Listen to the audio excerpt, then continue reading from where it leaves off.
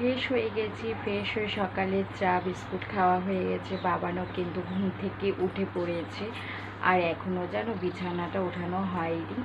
আর প্রচণ্ড রোদ উঠেছে, মানে কি বলবো, থাকা যাচ্ছে না, এত গরম পড়েছে।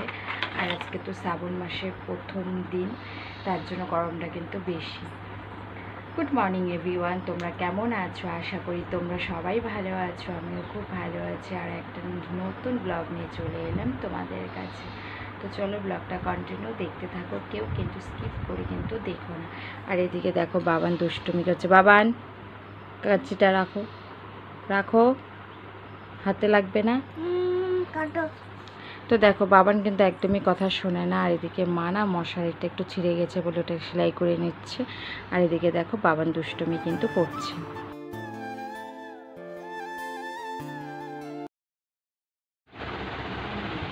তো দেখো তোমাদের দাদাভাই তো তখন চলে গিয়েছে কাজে, তোমরা তো দেখেই নিলে। আর এখন মাও আজকে বাড়িতে আছে, আজকে ছুটি আছে। তো এদিকে দেখো রিহান আর আমি শুয়ে আছি, আর প্রচণ্ড গরম। তখন তো তোমাদের বললামই বাইরে হচ্ছে এত রোদ উঠেছে, কি বলবো তোমাদেরকে। আর রিহান আর আমি এখানে দেখো শুয়ে আছে, মা কাজকর্মগুলি করছে। বাড়িতে আসলে এটা একটা মজা, কাজকর্ম করতে হয় না। আর বাড়িতে থাকলে কিন্তু এতক্ষণ কাজকর্ম করতাম। তো এই দেখো রিহানও শুয়ে আছে। রিহান একটু হচ্ছে জানুয়ারি ফেব্রুয়ারি বলো তো, বলো কেন বলবা না কেন? তো এই দেখো মাও কাজকর্ম করছে। এই দেখো মা কিন্তু বাড়িতে থাকলে কিন্তু ভালো কাজকর্ম করে।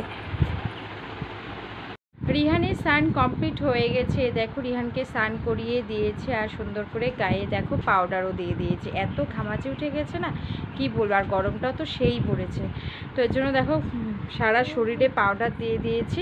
এখন চলো রিহানকে খাইয়ে ঘুম পাড়িয়ে দিবে। ঘড়িতে বাজে হচ্ছে 1:15 বাজে। তো চলো এখন রিহানকে খাইয়ে দিই। দেখো বাবানকে ঘুম পাড়িয়ে বসে পড়লাম হচ্ছে খেতে। স্নানের আগে খেয়ে নিচ্ছে, আর এত গরম না, তাই ভাবলাম যে না, স্নানের আগে খেয়ে নিই, তারপরে স্নান করে পরে রেস্ট করে নিব। আর স্নান করার পরে খেতে বসলে না আরও বেশি গরম লাগবে, তাই ভাবলাম যে স্নানের আগে খেয়ে নিই। চলো মেনুটা তোমাদের সাথে শেয়ার করি। তো দেখো এখানে আছে হচ্ছে ভাত, তারপরে আছে হচ্ছে ঢেঁকি শাক আলু ভাজা, আলু সিদ্ধ, কচু শাক, আর হচ্ছে মাংস। মাও বসে পড়েছে খেতে। আর মাংসটা আনছি বলতে মানে বাবান হচ্ছে তার মামার কাছে আবদার করেছিল যে মেটে খাবে, তো মেটে তো আর পায়নি। আর ওকে তো আমি পোলট্রির মেটে খাওয়াই না, পাঠাখাসি মেটে ছাড়া। তার জন্য যে ভাই হচ্ছে মাংস এনেছিল, তো ভাই না মামার কাছে আবদার করেছে, মামা আনবে না সেটা তো হতেই পারে না। তার জন্য হচ্ছে ওর জন্য মাংস এনেছে। তো মাংসটা অল্প করেই নিয়েছে, আর অল্প করেই নিয়ে এসেছে ওর জন্য। তো চলো খেয়ে নিই, তারপরে পরে কথা হবে।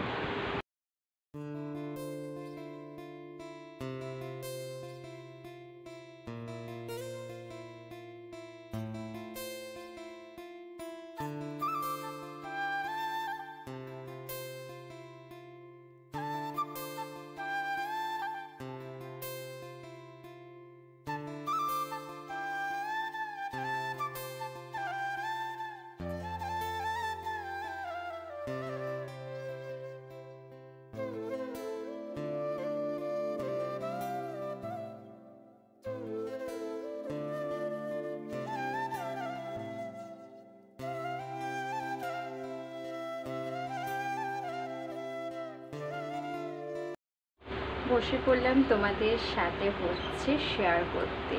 তো উল্টো রথের থেকে বাবানকে কে কী দিল সেটা তোমাদের সাথে চলো শেয়ার করি। সোজা রথে তো কে কী দিয়েছি সেটা তো শেয়ার করেছি, কিন্তু উল্টো রথে কে কী দিল বাবানকে সেটা তোমাদের সাথে কিন্তু শেয়ার করা হয়নি।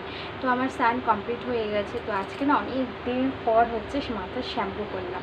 মাথাটা খুব নোংরা হয়ে গেছিলো, আর এত গরম পড়ে না, ঘাম হয়েছে মাথাতে, মানে চুলদের খুব গন্ধ বের হয়ে যাচ্ছিলো। তো ভাবলাম না, রোদ উঠেছে, আজকে সুযোগ আছে ভালোভাবে স্নান করে নেওয়া, মানে মাথায় শ্যাম্পু করে নেওয়া।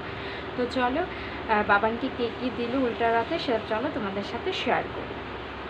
তো দেখো এই কুকুরটা দিয়েছে হচ্ছে আমার ভাই, দিয়েছে ওকে এই কুকুরটা।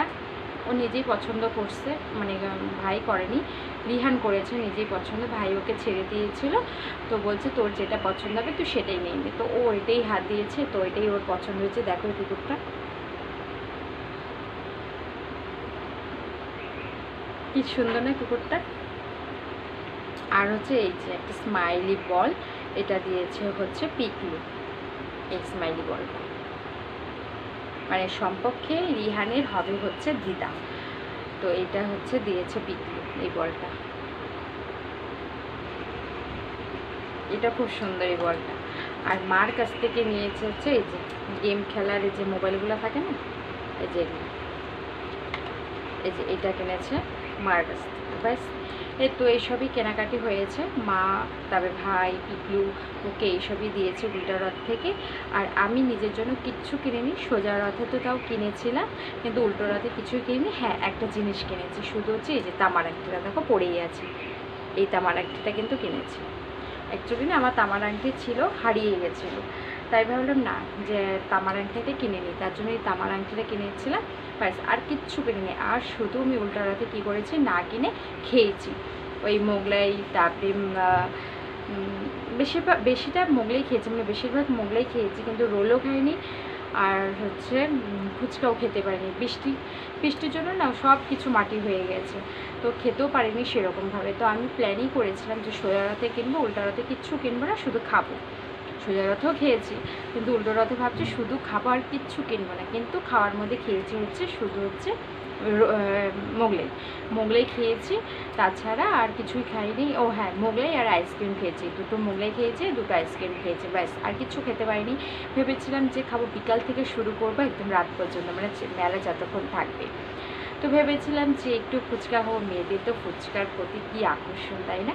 আমার তো খুব ভালো লাগে ফুচকা খেতে, কিন্তু খেতে পারিনি, বৃষ্টি নেমে পড়েছিল তো তাই। আর কালকে দেখো আকাশটা কি সুন্দর গেল, আর মেলার দিন কেমন হচ্ছে গেল আকাশটা বলো, বৃষ্টি।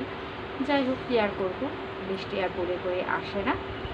এই ছিল আজকে, এই ছিল হচ্ছে গিফট দেখানো, মানে কে কী দিয়েছে মেলার থেকে, এটাই তোমাদের সাথে শেয়ার করলাম।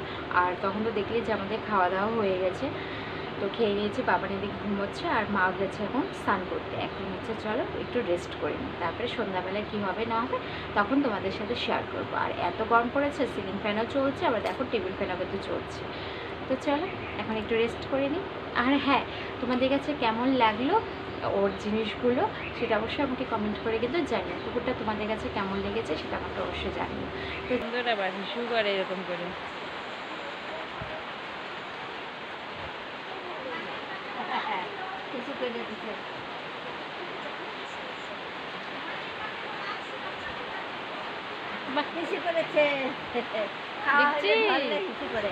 তো গিয়েছিলাম হচ্ছে মা যে বাড়িতে পড়া সেই বাড়িতে গিয়েছিলাম। তো বাচ্চাটাকে তো দেখেই নিলেছে কেমন, তো ছোট্ট একটা বাচ্চা, তো ওকে দেখতে গিয়েছিলাম ওই বাচ্চাটাকে। তো চলে এসে আর ওখানে যেয়ে না ফেসে গিয়েছিলাম, প্রচণ্ড বৃষ্টি শুরু হয়ে গেছিলো।